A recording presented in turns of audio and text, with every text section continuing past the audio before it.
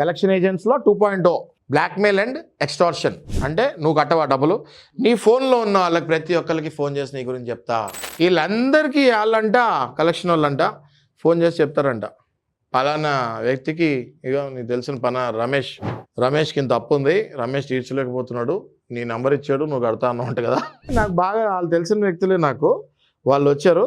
వాళ్ళు వచ్చి నాకు చెప్పింది ఏంటంటే, సార్ మా తోడుకోళ్ళకి ఫోన్ చేసి నువ్వు కడతా అన్నావు కదా డబ్బులు, మా మరిదికి ఫోన్ చేసి నువ్వు కడతా అన్నావు కదా డబ్బులు, రెఫరెన్స్లో నీ పేరు ఇచ్చారు, నువ్వు కడతా అన్నా అంటే మామూలుగా మాట్లాడరంట వీళ్ళు కలెక్షన్ ఏజెంట్లు. మరుదులతోటి, తోడుకోడలతోటి, ఆడపడుచులతోటి కూడా అమ్మ బుద్ధులు మాట్లాడతారంట వాళ్ళు. ఏరా నీ కట్టే స్తోమత లేనప్పుడు నువ్వు ఎందుకు ఇచ్చావు వాళ్ళ రెఫరెన్స్ అని అడుగుతారంట.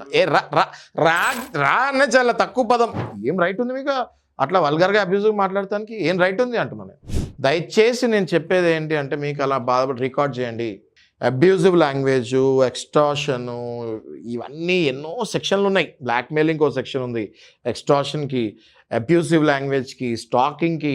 అంటే లేడీస్ స్పెషల్గా ఎటైనా వెళ్తే, ఎక్కడికైనా బయట వెళ్తే వాళ్ళు మాల్కి వెళ్తే మాల్లో కలెక్షన్ నుండి వచ్చి మాట్లాడాడంట నలుగురు ముందు అసభ్యంగా. అసలు అట్లాంటి వాడిని ఏం చేయాలి మనం?